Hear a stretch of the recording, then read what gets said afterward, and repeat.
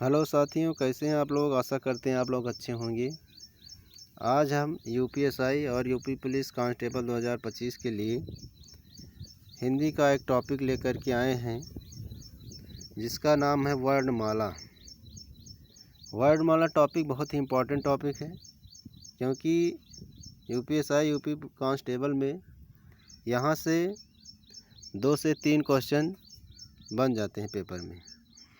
तो वर्णमाला के बारे में आज हम लोग जानेंगे।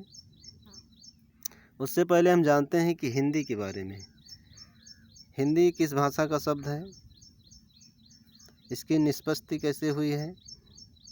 तो हिंदी की बात करें तो हिंदी फारसी भाषा का शब्द है। ईरानियों ने इसकी निष्पत्ति की है। अब साथ ही देखें तो हिंदी दिवस कब मनाया जाता है, तो 14 सितंबर को मनाया जाता है।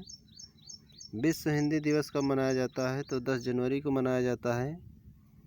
अंतर्राष्ट्रीय मातृभाषा दिवस कब मनाया जाता है, तो 21 फरवरी को मनाया जाता है। साथ ही देखें कि भारतीय संविधान में हिंदी को मान्यता कब मिली है, तो 14 सितंबर 1949 को मिली है। तो ये तो दिवस के बारे में था हिंदी की। अब जो है वर्णमाला के बारे में जानेंगे। वर्णमाला में 2 बातें आती हैं, एक स्वर आपका आता है और एक व्यंजन आता है। स्वर को दूसरा नाम जो होता है अच भी होता है, और व्यंजन का जो दूसरा नाम होता है वो हल भी होता है। पहले परिभाषा जानते हैं। वर्णमाला 2 शब्दों वर्ण प्लस माला के योग से मिलकर बनी है। वर्ण का मतलब ध्वनि होता है और माला का मतलब समुदाय होता है, यानी वर्णों के समुदाय को वर्णमाला कहते हैं। अब पूछा जाता है पेपर में कि भाषा की सबसे छोटी लिखित इकाई क्या होती है, तो भाषा की सबसे छोटी लिखित इकाई वर्ण होती है। और भाषा की सबसे छोटी मौखिक इकाई क्या होती है, तो भाषा की सबसे छोटी मौखिक इकाई ध्वनि होती है। अब वर्तमान में लेखन के आधार पर देखा जाए वर्ण कितने हैं, तो आपके 53 हैं। 52 + 1 एक विशिष्ट व्यंजन है आपका, तो टोटल आपके 53 होते हैं। यहीं साथ ही बात की जाए कि स्वर कितने होते हैं, तो स्वर 11 होते हैं। स्पर्श व्यंजन कितने होते हैं, तो 25 होते हैं। ऊष्म व्यंजन कितने होते हैं, तो 4 होते हैं। अंतस्थ व्यंजन कितने होते हैं, तो 4 होते हैं। संयुक्त व्यंजन कितने होते हैं, 4 होते हैं। और द्विगुण कितना होता है, 2 होता है। आयोगवाह कितना होता है, 2 होता है। विशिष्ट व्यंजन 1 होता है। तो कुल मिला के आपके टोटल 53 हो जाएंगे। इस प्रकार से यहाँ से क्वेश्चन बन ही जाता है। अगर कामता प्रसाद गुरु के अनुसार देखा जाए तो वर्ण आपके 43 ही बताए जाते हैं, और उच्चारण के आधार पर आपका 10 + 25 जो यहाँ पर लिखा गया है, 10 + 25 + 4 + 4 + 2 टोटल मिला के 45 आपका होता है। तो टोटल 45 ये उच्चारण के आधार पर होते हैं। पूछा जा सकता है पेपर में कि उच्चारण के आधार पर वर्ण कितने होते हैं, आपके 45 होते हैं।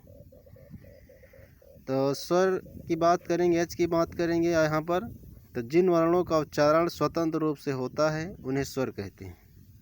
इनकी संख्या तो 13 है आ से यहाँ तक, लेकिन उच्चारण के आधार पर 10 ही हैं। तो क्वेश्चन कई तरीके से पूछा जाएगा। अगर आपसे पूछा जाता है स्वर कितने हैं, तो आप ज़्यादातर आपको 11 ही लगाना है। उच्चारण के आधार पर पूछेगा तो आपको 10 लगाना है। अब स्वरों का वर्गीकरण देखते हैं। उत्पत्ति के आधार पर स्वर 2 होते हैं। उत्पत्ति के आधार पर स्वर कितने होते हैं, 2 होते हैं। नंबर 1 क्या आता है आपका, मौलिक या मूल स्वर। जिन वर्णों का निर्माण एक खंड द्वारा होता है उसे मूल स्वर कहते हैं। इनकी संख्या 4 होती है। तो मूल स्वरों की संख्या कितनी होती है, 4 होती है। उदाहरण आपको यहाँ दिया गया आ, ई, उ और री। वहीं अगर आप बात की जाए दूसरी संधि स्वर, जिन स्वरों का निर्माण 2 खंडों द्वारा हुआ है उन्हें संधि स्वर कहते हैं। इसके 2 प्रकार होते हैं। एक होता है सजातीय स्वर। जिन स्वरों का निर्माण 2 समान जाति के योग से हो उन्हें सजातीय कहते हैं या समान कहते हैं। तो यहाँ से क्वेश्चन बन जाएगा स्वर कितने होते हैं, 11 आपको करना है। और उच्चारण के आधार पर अगर पूछा जाएगा तो आपको 10 वाला ऑप्शन टिक करना है। उत्पत्ति के आधार पर स्वर कितने होते हैं, तो 2 होते हैं। आगे बात करते हैं। तो यहाँ पर जो समान है, समान स्वर या सजातीय स्वर, इनकी संख्या 3 होती है। आपका बड़ा आ, बड़ी ई और बड़ा ऊ होता है, जो कि यहाँ पर लिखा गया है, आपको देख रहे हैं।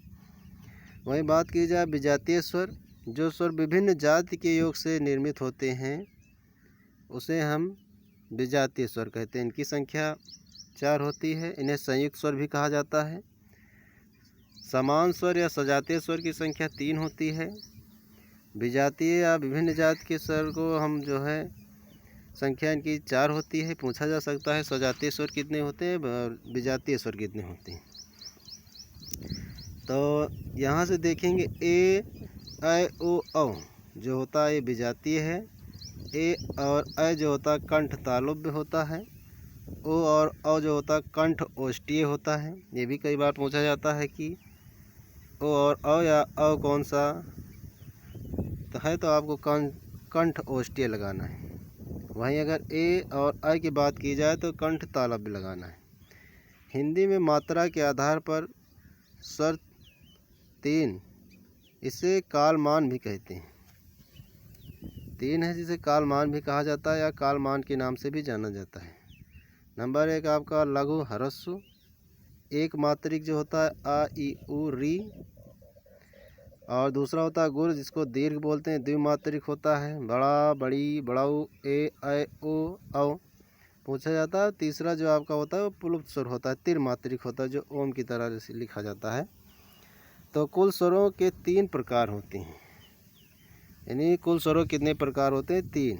हरस यानी लघु, गुरु और दीर्घ आपका बोले उसी को या प्लुप्त बोलते हैं।